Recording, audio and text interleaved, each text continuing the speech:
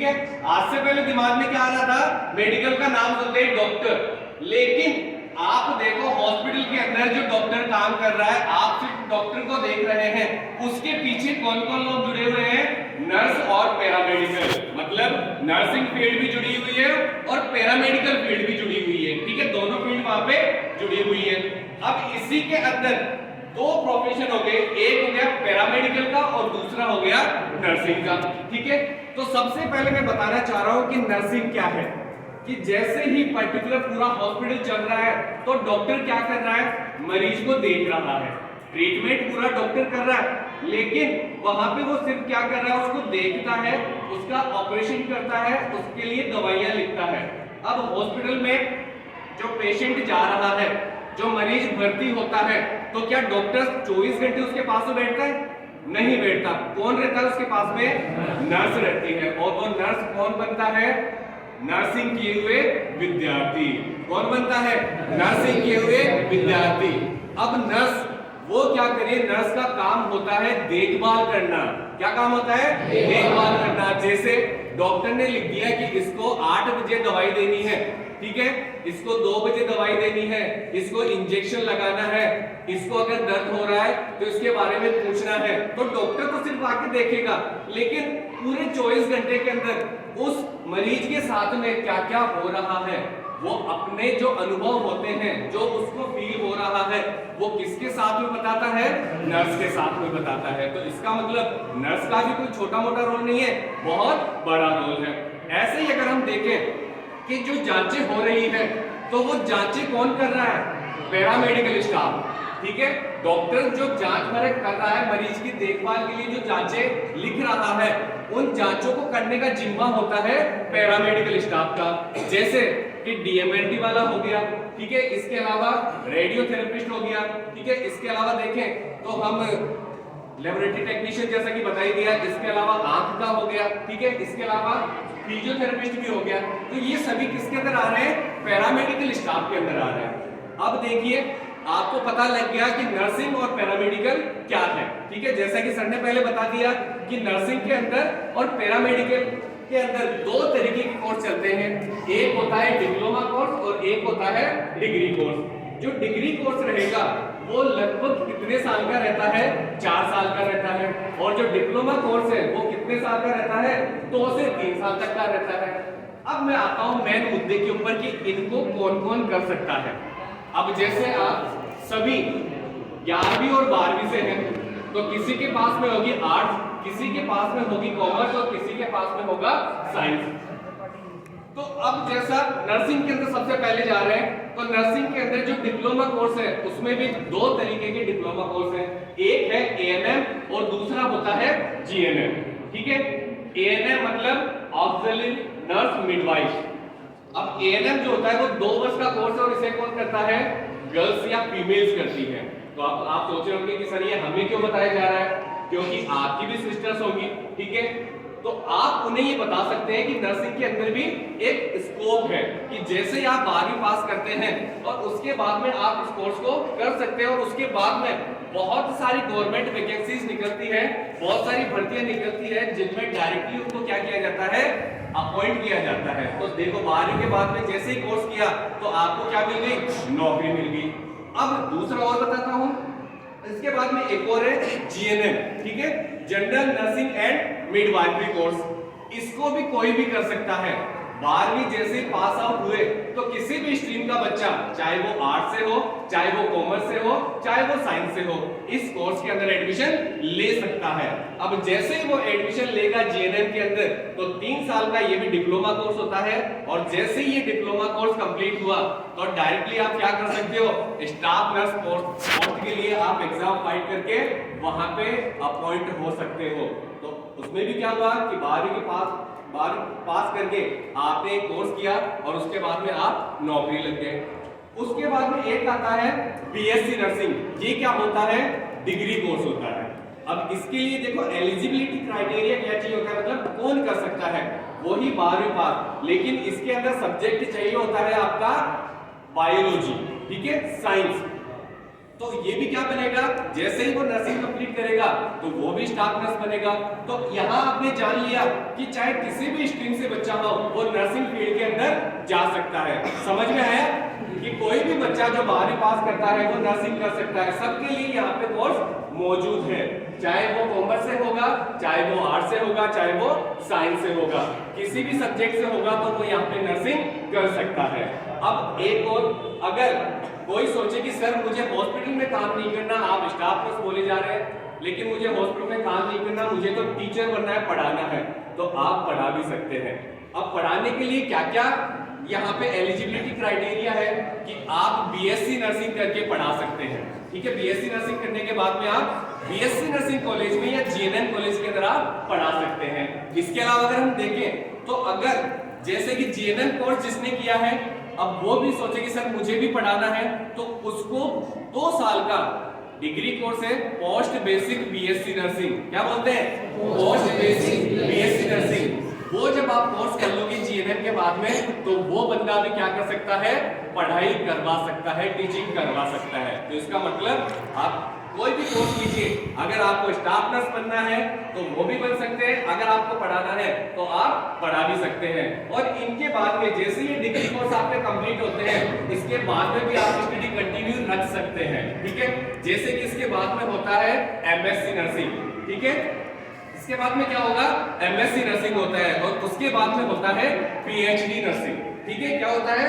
PhD nursing. मतलब जैसे ही हम पीएचडी करते हैं तो उसके बाद में नाम के आगे लिखा जाता है डॉक्टर्स, और वो डॉक्टर्स केवल नाम के आगे लिखने के लिए नहीं, वो डॉक्टर्स क्यों लगाया जाता है कि वो बंदा जिसने पीएचडी की है तो किसी एक सब्जेक्ट के अंदर उसने बहुत ज्यादा ज्ञान ले लिया है, वो उसी के लिए क्या है? हमेशा समर्पित है। इसीलिए वो क्या करता है? पीएचडी करता है, और उस पर्टिकुलर उस एक विशेष सब्जेक्ट के अंदर वो क्या करता है? महानुभूति हासिल करता है। ठीक है, तो ये आपको समझ में आ गया कि नर्सिंग कौन कौन कर सकता है। सबको समझ में आ गया? देखो, दोस्त बोला था, इसका मतलब जो भी अगर समझ में आया था तो हाँ, अगर समझ में नहीं आया तो ना। अब सभी बोलिए, समझ में आ गया? हाँ। ठीक है, अब दूसरा कोर्स था, हमने क्या देखा? पैरामेडिकल। ये तो क्या था? नर्सिंग। तो दूसरा क्या है? पैरामेडिकल। अब पैरामेडिकल के अंदर देखो, उसमें भी 2 कोर्स आते हैं, एक होता है डिप्लोमा कोर्स और दूसरा होता है डिग्री कोर्स। क्या क्या होते हैं? एक डिप्लोमा कोर्स और दूसरा होता है डिग्री कोर्स। डिप्लोमा कोर्स वही डीएमएलटी, मतलब जिसके आगे डी लग रहा है, इसका मतलब डिप्लोमा। ठीक है, वो क्या होगा? डिप्लोमा। जैसे कि डीओटी होता है, डीएमएलटी होता है। अब डीओटी जो होता है उसमें क्या करते हैं कि जैसे ऑपरेशन थिएटर होता है, उसमें डॉक्टर क्या करता है? ऑपरेशन करता है। तो अब नर्स का क्या काम क्या रहेगा? जिसने डीओटी किया है, उसने डिप्लोमा किया है ऑपरेशन थिएटर का, तो वो क्या करवाएगा? सामान पकड़ाता है। ठीक है, वहां डॉक्टर के पास में खड़ा होकर के सामान उसको पकड़ाएगा। जैसे कि वो बोलेगा कि मेरे को कैंची दे, अब उसे बोलना आता है, वो बोलेगा सीजर। ठीक है, नॉर्मल उसको क्या बोलते हैं? आप बोलते हो कैंची। ठीक है, वो बोलेगा चिमटी। अब वो चिमटी अपन बोल देते हैं, लेकिन वो होता है फॉर्सेप, उसे बोला जाता है फॉर्सेप। जैसे आप नर्सिंग करोगे तो इन मेडिकल टर्म्स का यूज भी आपको आ जाएगा। तो वो जैसे जिस इंस्ट्रूमेंट का नाम बोलेगा, ठीक है, वो इंस्ट्रूमेंट आपको उसको पकड़ा देना है, और वो क्या कर देगा? अपना पूरा काम कर देगा। बस ये काम होता है ओटी टेक्नीशियन का। दूसरा कोर्स मैंने बताया DMLT, diploma in medical laboratory technician. इसमें क्या होता है? जांचें होती है। आप गए हो डॉक्टर के पास में, उसने लिख दिया खून की जांच करवा के आओ। अब एक जो बंदा होगा वो सिर्फ खून निकाल करके आपको दे देता है, बंद करके भाई ले जाए इसको। अब वो जहां पे जा रही है तो वहां पे वो लेबोरेटरी टेक्नीशियन क्या कर रहा है? उसकी जांच कर रहा है कि अपने खून के अंदर कोई इंफेक्शन तो नहीं है, कोई छोटे छोटे माइक्रोब जानवर तो नहीं है। ठीक है, किसी तरीके का इंफेक्शन। अब रक्त भी आपने पढ़ा है, रक्त पढ़ते हो ना आप, उसके अंदर आप देखते हो WBC, RBC, प्लेटलेट, डेंगू, अभी सुनाई था। तो सब चीजें उसके अंदर क्या कमी है और क्या चीज ज्यादा हो रही है, उन सभी के बारे में जो पता लगाता है वो कौन लगाता है? लेबोरेटरी टेक्नीशियन लगाता है। ठीक है, तो ये होता है डिप्लोमा कोर्स। इसके अलावा भी बहुत सारे कोर्सेज हैं, और अगर आपको डिग्री कोर्स करना है तो वो कैसे होता है? वो होता है बीएससी एमएलटी। ठीक है, कौन सा होता है? BSc MLT. वो 4 साल का होता है आपका, और वही आपका एक डिग्री कोर्स आपके पास में हो जाता है, और उससे भी आप क्या करते हो? वही लैब के अंदर काम करते हैं। अब जैसे हमने ये कोर्सेज देख लिए, तो इनके बारे में पता है इनको कौन कर सकता है। इनके लिए चाहिए होता है 12वीं के बाद में साइंस सब्जेक्ट, चाहे वो बायोलॉजी से हो चाहे वो मैथ से हो, दोनों सब्जेक्ट वाले क्या कर सकते हैं, पैरामेडिकल का कोई भी कोर्स कर सकते हैं।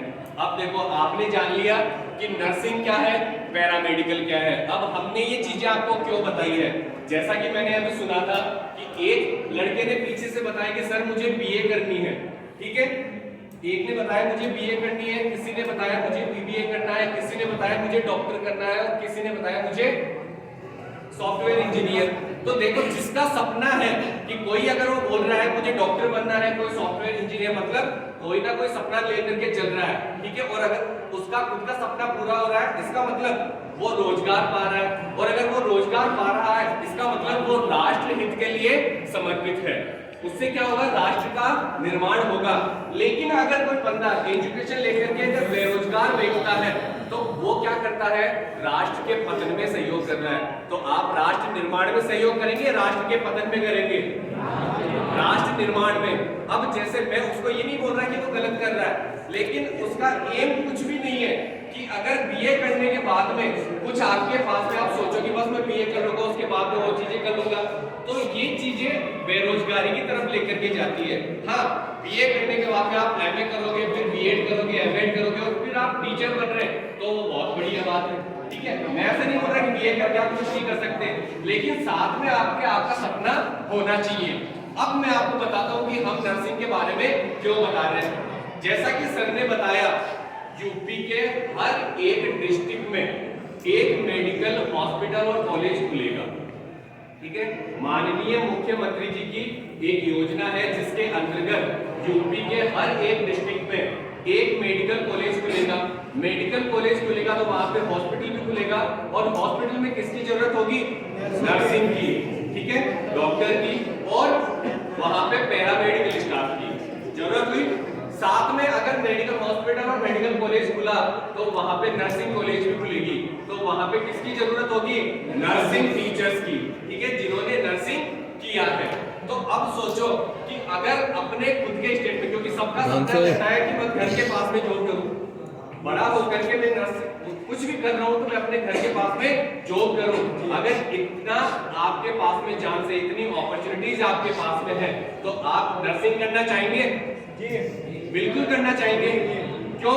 क्योंकि इसको करने के बाद में आपको पता है कि हमारे आने वाले दिनों के अंदर नर्सिंग के अंदर खूब सारी नौकरियां मिलने वाली हैं। अगर आपको ये पहले से पता रहेगा तो आप क्या करेंगे, नर्सिंग करना चाहें। यही उद्देश्य है हमारा कि अगर आपको पता रहेगा, क्योंकि हमारे बताने से पहले बहुत कम लोगों को पता था कि नर्सिंग और पैरामेडिकल क्या है।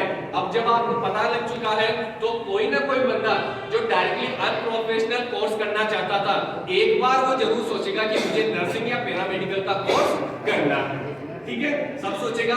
अब मैं आता हूं इसकी सैलरी के बारे में कि नर्सिंग में ही क्यों, नर्सिंग बता दी तो नर्सिंग में ही क्यों, क्योंकि अगर आप नर्सिंग कर लेते हो, जैसा कि मैंने बताया कि आपके यहाँ स्टेट में तो वैकेंसीज है खूब सारी, इसके अलावा बाहर भी बहुत सारे बड़े बड़े हॉस्पिटल हैं और बड़े बड़े इंस्टीट्यूशन हैं जहाँ पे आपको क्या मिलेगा, रोजगार मिलेगा।